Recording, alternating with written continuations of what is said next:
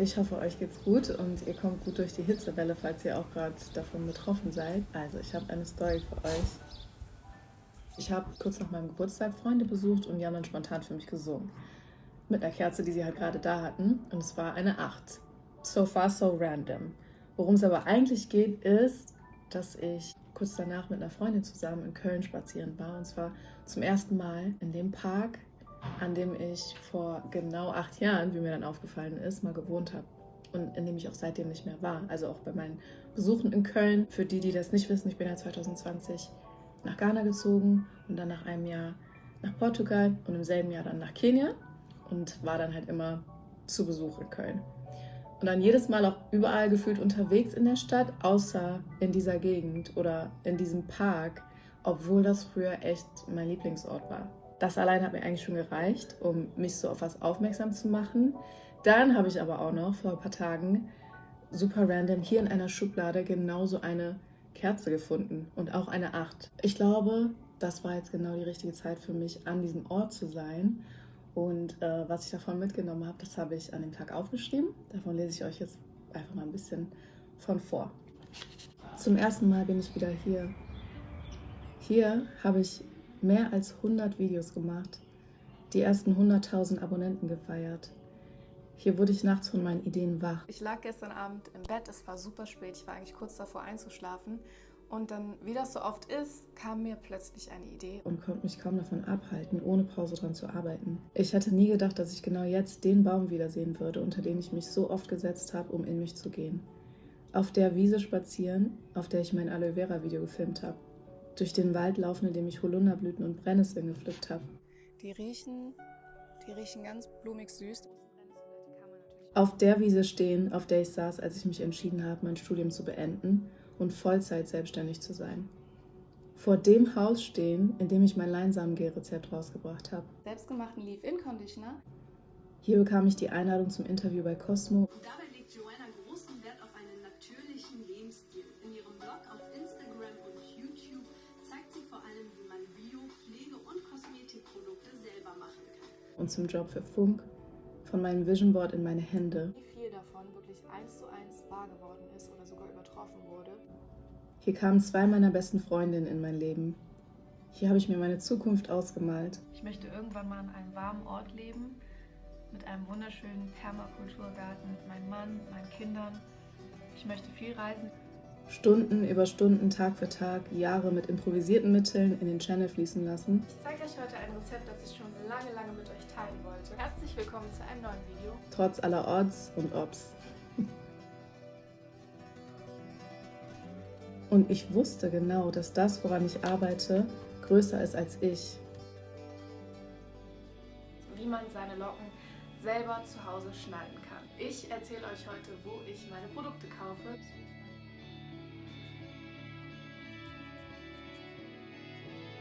Ich möchte euch zeigen, wofür man Shea Butter benutzen kann. Ich zeige euch heute meine Lieblings-Smoothie-Rezepte. Ich habe mir Zeit gelassen mit dem Video. Schön, dass ihr da seid. Seiner Intuition. Die Produkte, die man für seine Afrohaare wirklich braucht. Wer hat dir das beigebracht? Ich möchte euch heute gerne zeigen, wie ich Leave-In-Conditioner auftrage. Über ätherische Öle reden. Heute geht es um Braids. Ein super spontanes Video. Ein Gel aus Leinsamen. Mal das Handy zur Seite legen. Ich werde öfter gefragt, wie ich zu meiner natürlichen Hautpflege. Neues Wohlfühlrezept für euch. Meine 10 besten Erkältungstipps. Die Definition von normalem Haar zu hinterfragen. Afrolocken bzw. Afrohaar ist wortwörtlich normales Haar zur Versöhnung mit euren Afrolocken zu inspirieren. Natürliche, simple, nachhaltige. Kennt ihr das noch? Bevor ich anfange, möchte ich Danke sagen. Heute mal von draußen. Herzlich willkommen zu einem neuen Video. Hier habe ich gelernt zu entschleunigen. Ich habe beschlossen, dass ich langsamer leben will. Teil 2 meiner Lieblingsbücher. Meine Lieblingsrestaurants. Mal für ein paar Tage lang Ruhe. Hier geht es heute nochmal um das Thema gynäkologische Gesundheit und Ausbildung. Wohnungseinweihung gefeiert. Voller Energie und Lebensfreude durch den Winter zu kommen. Morgen ist wirklich ein neuer Tag. Glow Foods für gesunde Haut und Haare. In dir muss es eine starke Stimme geben, der du auch vertrauen kannst. Kräuteröl selber zu machen. Irgendwas anderes. Einfach mal trauen, was von draußen mitzunehmen und das dann zu essen. Als ich hier weggezogen bin, ging ich als alleinstehende, Anfang 20-jährige Frau durch die Welt. Kinshasa machte meine Welt noch komplexer. Der Job in Kairo machte sie weiter und ein mögliches Leben im Ausland realistisch greifbar. In Ghana wurden die Grenzen meiner Welt ganz gesprengt, meine Existenz auf den Kopf gestellt und mein Zuhause aufgelöst. In Portugal lernte ich schnell, was nicht mehr meine Welt ist. Und in Kenia fühlte sie sich langsam, aber sicher wieder mit echtem Frieden. Irgendwo zwischen Flughäfenzügen, Visumsanträgen und neuen Nummern, Videocall-Dates mit meinen Freundinnen zwischen Deutsch, Englisch, Twi, Swahili, Landleben und Großstadt zwischen Verlust, brutalen Lektionen und sanfter Restauration. Locks, wieder Curls, kurz, lang, ganz kurz und wieder lang, neuen Berufen, Beziehungen und mehr als 32 Umzügen in 8 Jahren. Irgendwo da ist diese 20-something Joanna aus 2018 geblieben. Jedes Mal, wenn ich mein ganzes Leben wieder in 2 23-Kilo-Koffern unterbringen musste, neue Sachen suchen und alles, was nicht mitkommen konnte, zurücklassen. Jedes Mal, wenn ich dachte, ich sei an meinem Immerort angekommen, nur um dann zu lernen, dass es nochmal weitergeht. In keinem der Momente kam es mir überhaupt in den Sinn, nochmal hier unter den Umständen zu stehen. Es ist wie eine Zeitreise, ein Checkpoint, ein Moment, um zu reflektieren und wertzuschätzen auf der Schwelle zum nächsten großen Schritt, der mir sagt, hier, guck mal, erinnerst du dich? Als ich die Bäume und Wiesen sehe, überkommen mich Erinnerungen.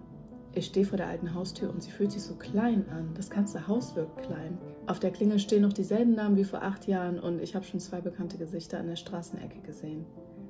Der Weg vom Haus zur Bahnhaltestelle wirkt viel kürzer als in meiner Erinnerung und so überschaubar wirkt das, was mal meine ganze Welt war, die mich beschäftigt hat und deren Herausforderungen auch oft zu groß für mich waren. Ich fühle so viel Dankbarkeit für die verträumte, optimistische, hingebungsvolle und naive Kreativität, die mich hier angetrieben hat. Dafür, dass ich entgegen aller Wahrscheinlichkeiten diese Wohnung hier bekam. Dafür, welche Rolle dieser Wald in meinem Prozess gespielt hat. Und ich habe Mitgefühl, wenn ich mich an die schweren Lasten erinnere, die ich hier geduldig getragen habe. Als ich durch das Fenster schaue, sehe ich die Joanna, die hier weinte. Und ich sehe die nichts und niemand davon abhalten konnte, ihre Ideen umzusetzen und die genau wusste, dass es nur eine Frage der Zeit ist, bis sich ihre Träume erfüllen. She believed she could, so she did, so wie das damals auf meinem Bildschirm stand. Ich würde die Joanna, die hier gelebt hat, ganz fest in den Arm nehmen und Danke sagen. Und sie könnte nicht glauben, wer da vor ihr steht und was sie zu erzählen hat. Ich möchte irgendwann zurückgucken und sagen, dass ich gewachsen bin. Wie wunderschön ist es zu wachsen, in Richtungen, von denen ich hier nur geträumt habe. Wie schön ist es, Wege gegangen zu sein, die mein Vision Board nicht kommen sehen konnte. Was der Horizont war, ist zur Baseline geworden. From prayers into my hands. Und heute über die detaillierte Perfektion zu staunen, mit der Gott alle kleinen und großen Schritte zusammengefügt hat, in ein wunderschönes Mosaik. Auch die Umwege und das Trauma durch den Menschen, der mir alles, fast auch mein Leben nahm. Auch die stillen Jahre der Restauration, des Entstehens von etwas Neuem. Bleibt der Channel hier ab jetzt auf Deutsch. Wieder und wieder. Was sich in meiner Pflege verändert hat, was ich immer noch beibehalte. Und dem bis jetzt größten Leap of Faith. Wow. Und wie schön ist es, den Schatz dieser Zeit, die ich hier hatte, so klar zu sehen. Diese Joanna von damals, die so viel wusste und doch so wenig, ist die, die mir den Weg bereitet hat, die Richtung gesetzt und ein starkes Fundament gelegt, das mich jahrelang weitergetragen hat, auch als ich davon abgeschnitten wurde und es aus den Augen verlor. Das Video wird auf Englisch sein. Es waren ihre Träume, ihr Mut, ihr Herz, ihre Hingabe und ihr Glaube, die etwas geschaffen haben, das nicht vergangen ist, auch wenn ich dachte, es sei vorbei. Es fängt gerade erst an. Während ich da stand, habe ich mir diese whimsy, freiherzige, ins Leben verliebte Essenz und Durchsetzungskraft zurückgerufen, mit der ich meine Inspiration hier geteilt habe. Diese Phase gab es nur einmal. YouTube war anders, das Teilen war anders, das Leben war anders Ich wünsche mir die Zeit nicht zurück, ich sehe sie jetzt einfach klarer. Denn irgendwo zwischen Abschieden und Ankünften, Verlusten, Veränderungen, alten und neuen Träumen, blieb sie zurück, ohne dass wir Tschüss sagen konnten. Danke für dieses Momentum, danke für diese Herzen, die berührt wurden. Danke für die wertvollen Lektionen, danke für die Fülle, danke für diese Whimsy-Zeit am Wald. Mit neuen Träumen, neuen Perspektiven, neuen Fähigkeiten auf der Schwelle zur nächsten großen Lebensphase hat mich dieser Tag wieder an die ungebremste Kraft von Ideen erinnert. An kleine Anfänge, ans Ausprobieren, ans Einfachmachen, was so noch nicht gemacht wurde. Ihr wart ja genauso, oder viele von euch waren genauso Teil von dieser Zeit, über die ich gerade gesprochen habe, wie ich. Das haben wir zusammen erlebt und das haben wir zusammen einmal so erlebt. Und deshalb wollte ich es gerne mit euch zusammen feiern. Deshalb danke dafür. Ich freue mich, dass ihr hier seid. Wir sehen uns ganz bald im nächsten Video.